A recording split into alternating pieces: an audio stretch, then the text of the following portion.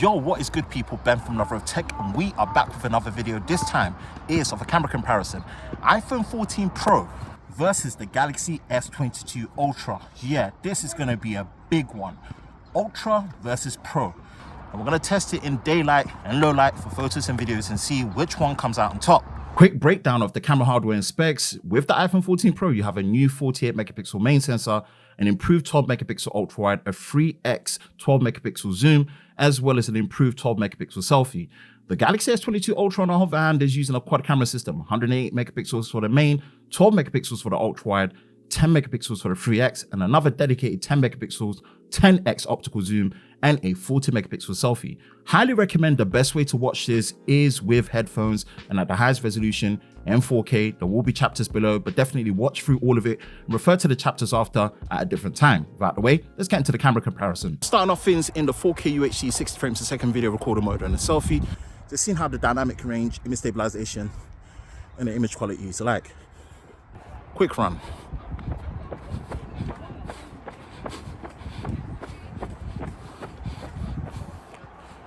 Now we're shooting in the 4K UHD 30 frames per second video recording mode on the selfie camera.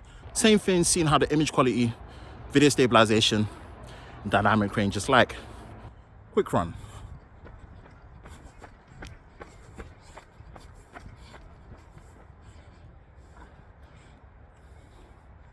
We are now in the video portrait mode on both these cameras, with iPhone calling it the cinematic video mode, video portrait mode on the Galaxy S22 Ultra.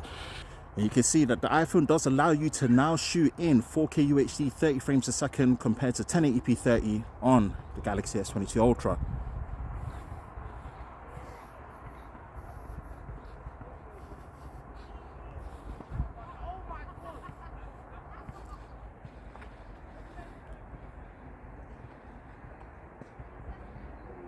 So we are now in the 4K UHD 30 frames a second video recording mode on the rear cameras. And again, we're going to be switching through as both do allow seamless recording on each lens on the rear cameras. See now the image quality, video stabilization, and dynamic range is like. Quick run.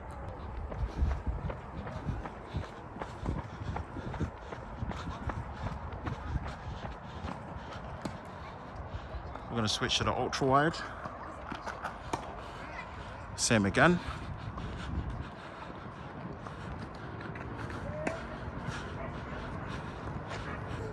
Quick run.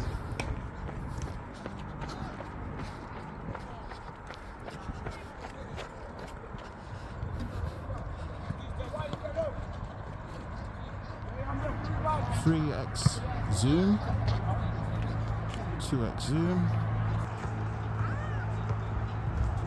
Let's bring this back to the 2x zoom for a moment. Do a slow walk.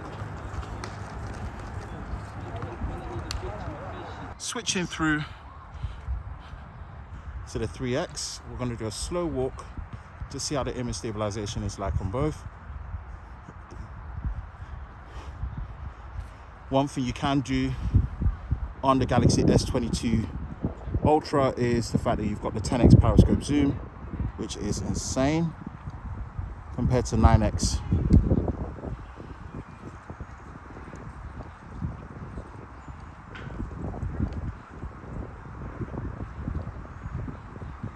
Now, if we come back to the main, this is one of the flexibilities that you get on a Samsung device, that on the same clip, you can pause and continue recording.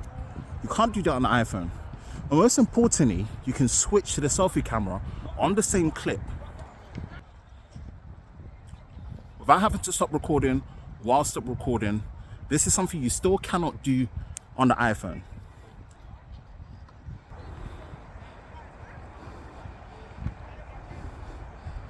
So we are now in the 4K UHD 60 frames per second video recording mode on the main wide sensor. Both still have the limitation of not allowing you to switch between all the three lenses at the back when in 4K 60 unless you pause and then stop to continue recording. Quick run.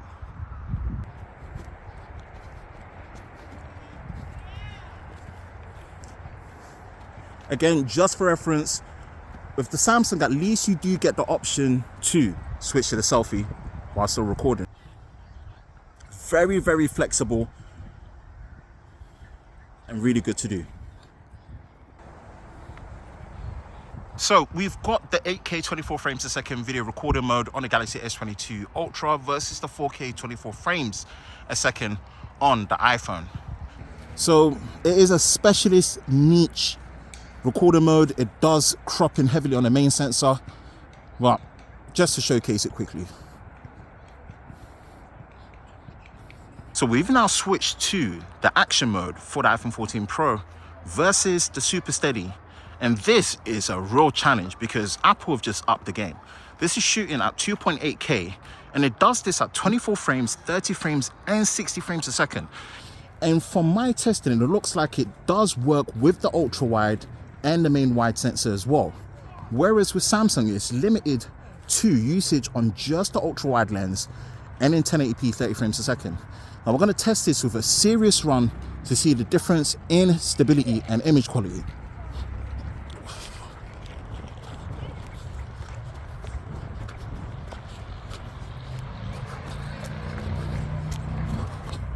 So now demonstrating the same action mode versus the Super Steady, we've switched to the main wide sensor, 48 megapixel sensor on the iPhone 14 Pro. We're in a 1x zoom mode, but this is effectively zooming in on the ultra wide on the Galaxy S22 Ultra, still in 1080p 30. Let's see how it looks.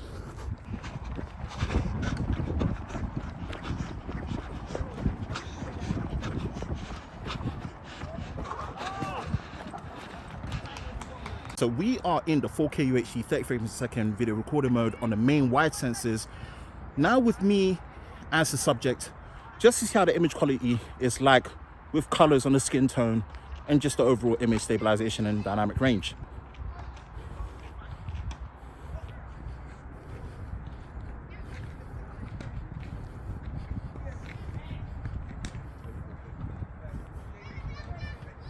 We've now switched to the ultra wide on the rear cameras, still in 4K UHD 30 frames a second. And again, seeing how the field of view changes with the image quality,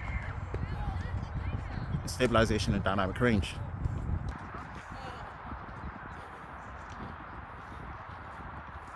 So we are now in the video portrait mode for both these cameras. iPhone 14 Pro with the rear main sensor in 4K UHD 30 frames a second, while the S22 Ultra is limited to 1080p 30.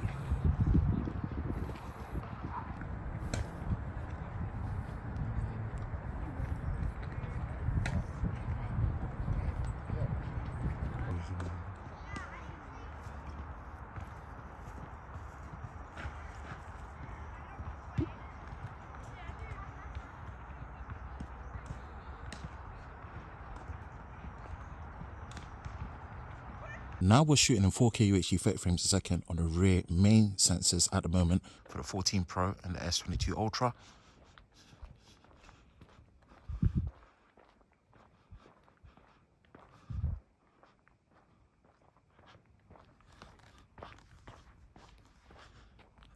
I'm going to switch to the ultra wide.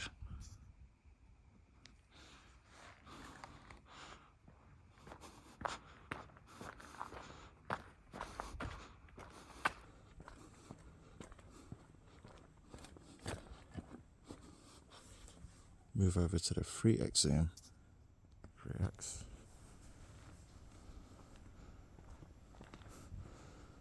Potentially, we are using the main sensor on both since it is extremely low lights.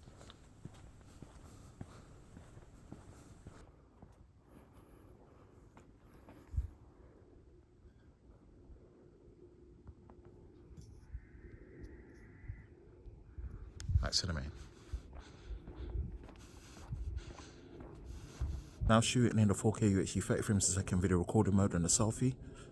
Just seeing how the image quality is like.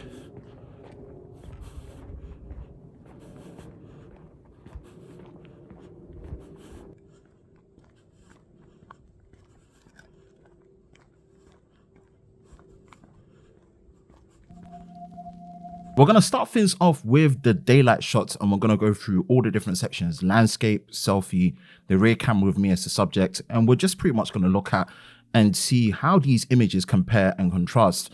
Starting with the ultra wide, we've got the iPhone 14 Pro on the left, S22 Ultra on the right.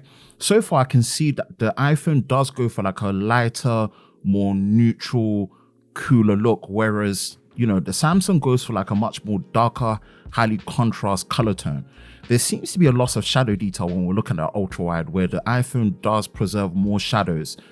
Detail is very good on both when it comes to the ultra wide. Next is the main sensor. So it looks like the same characteristics are there before. The iPhone seems to be doing better in the shadows. Same kind of color tone for both as well. Apart from that, just looking at it, the detail is nice when looking and considering this very overcast day. So we've got the 2x zoom mode, which the iPhone is doing more of like a one-to-one sensor readout. So it preserves a lot better detail. You can see that Samsung, it does look a lot softer. There's more detail here on the iPhone. I'm liking the look of it. So both have a dedicated 3x zoom. And when looking at it, both actually look very good in terms of the detail, but it looks like the processing is slightly better on the iPhone to my eyes, with better detail and handling of things on there. And there's slightly more reach as well in terms of the focal length. Where the Samsung kills the iPhone though is 10x digital versus a dedicated 10x periscope zoom. It just looks that much better on the Samsung. And this is one of the advantages that you have, having a dedicated periscope zoom lens that can actually shoot at a true optical 10x. Moving over to this Bowls field, and there's a lot happening here, right? Skies, foreground, and there's a lot to take in. We start from the ultra wide. The characteristic seems to be carrying through. I like the color tone, the more kind of darker contrasty look of the Samsung, but it just loses way too much in the shadow details. If you look over where, you know, the hedges are, where the benches are, you can see it more clearly on the iPhone, which is, you know, what you'd actually want. This is the same when we move over to the wide sensor, the main sensor for both. And you can see that the iPhone does have a slightly wider field of view as well. But the characteristics are the same. Better shadow details on the iPhone, but I do prefer, in my personal opinion, the colors that are being produced on the Samsung. 2x zoom again, and yes, again, in this center reframing, one-to-one pixel readout, this is a very smart way. iPhone does look clearer here at the 2x, but you do get better dynamic range when it comes in this particular shot on the Samsung. Here's the 3x zoom, and you can slightly see better processing on the iPhone, but both do a good job since they have dedicated zoom lenses at this focal length. Again, in the extended zoom ranges, it just can't be touched. The Galaxy S22, the dedicated 10x periscope zoom, really does well, and you can tell even when you're going further into 30x as well as all the way up to 100x, whether you need to use it in that mode, it's got that capability. And in fact, it handles it very well. Here's a close-up shot of the flower with the main wide sensors, and the minimum focusing distance for both these cameras are very, very tough on the main sensor. I had a bit more confidence with the Samsung getting closer, but if you look, this is pretty much what you're getting, and the characteristics really do show because of the bigger sensor. Macro mode is active on both because they do have autofocusing capabilities on their ultra wide, and you can really get close. I think I had a little bit more confidence with this flower shot on the iPhone in terms of really getting close and getting the clarity, but this is the benefit of having macro mode on both. Selfie camera shots, and with this particular one, you can see a natural blur when it comes to the S22 Ultra. I think both struggled a little bit more when it comes to my skin tones, but I would say that the Galaxy S22 did a better job. But I really like the look of it without portrait mode, that natural blur that occurs with the sensor when using it. Really, really like it. And portrait mode, and both do great when it comes to portrait mode. The blur looks nicer on the iPhone, but Samsung have just nailed it when it comes to edge detection. And you know, it is my preferred choice when looking at it because the edge detection is spot on. These are the last set of daylight images, and we do have them now with me as the subject. With the ultra wide, in this particular shot, definitely for me is the S22 Ultra. You can see how it handles my skin tones, the shadow details, much better than the iPhone when it comes to the ultra wide with me as the subject.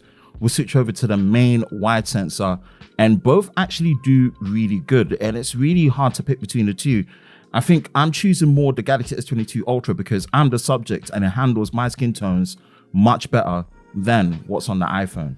And portrait mode with the 1x focal length view. Again, the edge detection on Samsung is just brilliant. The blur is much more subtle and nicer, more pleasing on the iPhone, but the skin tones, the edge detection is a lot better when it comes to the Galaxy S22 Ultra. And if we look at the 2x mode, yep, iPhone really does well when it comes to here. You can see that it is a softer image when looking at the Galaxy S22 Ultra. And then when we switch to the 3x, you can see the focal length change. It's a lot more flattering at the 77mm view. And this particular one, I'll say that Samsung does well because of the edge detection, when the 2x mode, iPhone, in terms of clarity, does really well. So this is just a quick fun showcase of the flexibility of going from ultra wide all the way up to the maximum extended 100x zoom capability. And this is just the difference between the Ultra and the Pro.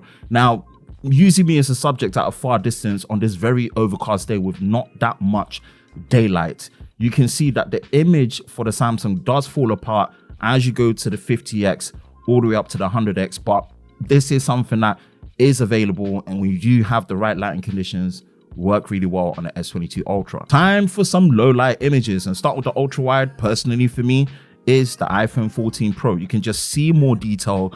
You know, the image on the S22 Ultra is very soft. The iPhone takes it here for me. Moving over to the wide, both of them do great, but there's less color shifting on the main wide sensor. There's a magenta shift on the light and just overall over the image on the S22 Ultra that you don't get on the iPhone. So for me, I do prefer the iPhone on this shot. In the 2x zoom mode, you can see that the iPhone is doing a much better job because it's doing a 1-to-1 sensor readout. So there's less, noise, there's better clarity. Definitely like it here. And in the 3x zoom mode, you can see that again, better processing slightly on the iPhone. And it is a bit softer when it comes to the S22 Ultra with more artifacting. This next part is a super extreme low light situation. And with the ultra wide, both are not usable. They're not usable at all, but you do get a clearer image and slightly brighter image on the iPhone 14 Pro. Next is the main wide sensor, and that continues to be the same. The image is brighter, but the iPhone does have a clearer image. Now we're gonna use night mode, which is the difference maker. You can see the difference here that although the iPhone is brighter, you do see some more, it's a softer blotchy image, but it is brighter. And in some ways, I could potentially prefer the S22 Ultra, but it's really just down to how you'd like the final image to look. Now, the main wide sensor really benefits and both hold up well, but you do get a slightly cleaner image in the skies on the iPhone 14 Pro. Now, both have their very maximum extended exposure mode, and it's about 30 seconds per shot. And you can see the real difference. So both really, really look good. And I think the iPhone benefits more here with the ultra wide. And we're moving over to the wide sensor. They look pretty even, and it's hard to pick. I would say probably the S22 Ultra for this one in the maximum exposure mode for night mode. So these low light selfies, I took it with the standard mode, then with night mode, and then with the front screen flash, and the same for portrait mode. But there's one catch. Here's where the S22 Ultra wins it for me, that in the portrait selfie mode, you can't do night mode and portrait mode together on the iPhone, but you can do that with the flash. And even then, it just falls apart on the iPhone. Overall, when it comes to low light selfies, in my opinion, whichever mode you're going to be using, the S22 Ultra is going to give you better results. Last set of low light images, and we always have to throw me in there as a subject because it changes things. And this time, it's a switcheroo. The ultra wide, the S22 Ultra just really produces better images. You really can't make me out on the iPhone 14 Pro. And I don't know why. I tried this multiple times. But yeah, the S22 Ultra takes it here. But the main wide sensor, it's very, very close. It's a slightly softer image on the iPhone 14 Pro. So I would say that the S22 Ultra does a good job. And mind you, this is without night mode. Let's switch to night mode now. And this makes a difference for the ultra wide for the iPhone 14 Pro. But I would say that the S22 Ultra takes it, even though there is slight color shifting in there, it's much clearer. And with the night mode on the main wide sensor, much prefer what I'm seeing here on the iPhone 14 Pro, because there's just too much flaring and color shifting on the Galaxy S22 Ultra. Moving over to the flash performance, iPhone all the way. I'll be honest, I've been so impressed with the flash performance on the iPhone that it's just giving me more confidence to start using flash in low light. And it just speaks for itself. Whatever they've done to the flash module, it's a good look when it comes to the performance on the iPhone 14 Pro. And another one to state is that the Galaxy S22 Ultra cannot use flash and ultra wide together. You can do that on the iPhone. Again, more flexibility with the improved flexibility and performance of the flash module on the iPhone 14 Pro. Next is low light when it comes to portrait mode with night mode, and both of them work great. And I will say that I do like what I'm seeing on both, but especially on the iPhone, less color shifting and flaring on there compared to the S22 Ultra. Let's summarize the video performance between the two, and we start with the selfie. All the way when it comes to video, this is all on the iPhone 14 Pro. That's not to say the Galaxy S22 Ultra doesn't produce good videos, but you can just tell that Apple really stepped up. The fact that you can do things like cinematic video with the video portrait mode in 4K, 30 frames a second and 24 frames a second now, and improve stabilization, the clarity, the colors, dynamic range, the detail. Yeah, video was all on the iPhone side, and they're really flexing their muscles when it comes to their video capabilities here. Rear video camera. So I would say some things favor the Galaxy S22 Ultra. What is that? It's a niche feature, but you do have 8K 24 frames a second with a heavy crop, rolling shutter, and minimal stabilization, but at least that is there. You've got more flexibility when it comes to video in terms of a seamless capture experience, right? Being able to switch between all the lenses at the back with a recorder mode like 4K 30 frames a second that allows it. You can then pause and continue recording on the same click. And also you can flip to the selfie while still continuing to record and go back to the rear camera. This is a level of flexibility I've really liked on Samsung. But when it comes to the actual performance, the detail and the clarity, whether it be the ultra wide, the wide, the zoom, whatever shooting mode that you're using in these lenses, yes, I wish it was more flexible where you could pause it, flip it to the selfie and continue. But the quality is just next level. The video stabilization, even before you get to action mode, is even better on the iPhone. And action mode, let's just talk about that for a minute. The fact that you can do it on the ultra wide, the main, and the zoom lens at 2.8K resolution, and also at 24 frames, 30 and 60 frames a second, Apple are far ahead. Now, I will say that Samsung still has better edge detection when it comes to the video portrait mode at 1x and especially at 3x. But the power of what you can do on the iPhone is the fact that if the blur looks too intense, you can change the blur in the edit on the phone after you finish recording. That level of flexibility and processing power on Apple's platform for cinematic video, video portrait mode, and you can do it in 4K now, still leaves them ahead. So rear video, it's definitely still on the iPhone side. When we move over to low light as well, again, the difference is there. Low light video on the iPhone is just better. The Samsung Galaxy S22 Ultra held up well, especially when it comes to the main sensor. But when you go to the ultra wide, you can see the difference, and even just the stability, the clarity. This is something where they're showing that they are ahead when it comes to performance, when it comes to video. That is it with this camera comparison between the iPhone 14 Pro versus the Galaxy S22 Ultra. Let me know your thoughts in the comment section below. And that's it for me, Ben from Lover of Tech. If you enjoy videos like this, you know exactly what to do. Hit that like button, hit that subscribe button, hit that notification bell so you're part of Team TLS, the Tech Lover Squad, so you don't miss any future videos on the channel. I hope you're all safe during this time. I will catch you in the next one. Peace.